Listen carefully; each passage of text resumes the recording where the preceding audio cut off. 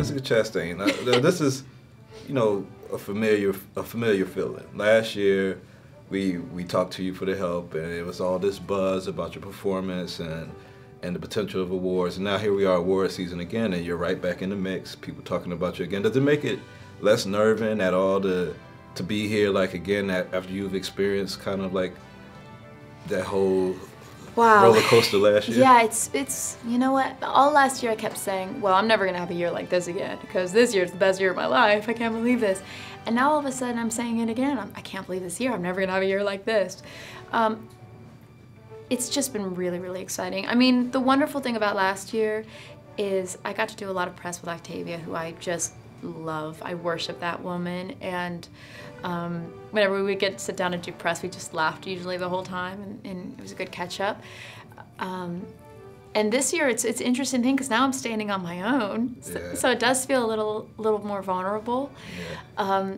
But I love this film. I love working with Kathryn and Mark, and I absolutely.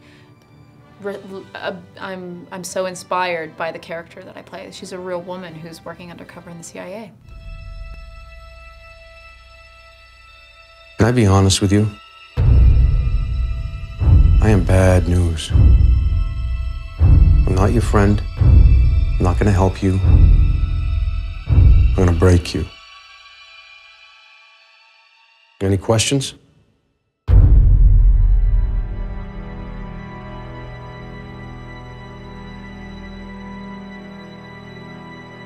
I want to make something absolutely clear.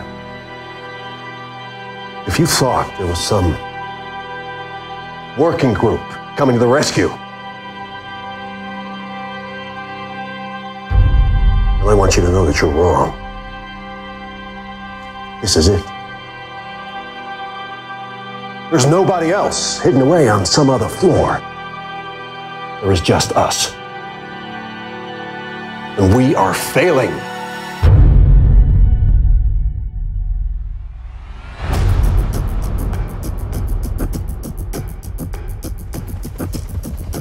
You really believe this story?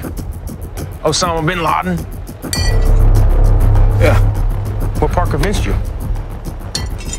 Her confidence. If you're right, the whole world's gonna win in on this.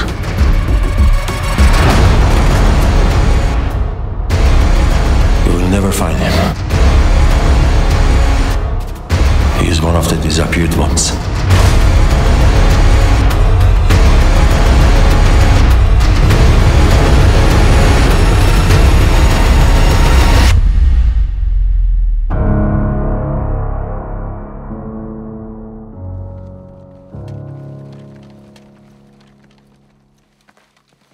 Now, there had to be a lot of challenges in just creating and molding this story because there's so many secrets, and America really, you know, hadn't heard what really happened on that day. Your character, Maya, really doesn't expose all of her motivation for being in that situation. Did you think about what her motivation might have been, and what do you think? Yeah, absolutely. I mean, I had 3 months before we started shooting where I called it my 3 months of school for Maya school.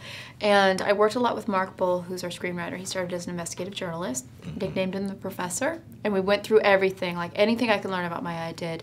I did a lot of reading of books, you know, reading like, 2 were particularly helpful, The Looming Towers and Michael Schur's book on Osama bin Laden. Then I used my imagination to fill in any of the blanks that I couldn't find from the research, but I couldn't use my imagination as Jessica Chastain.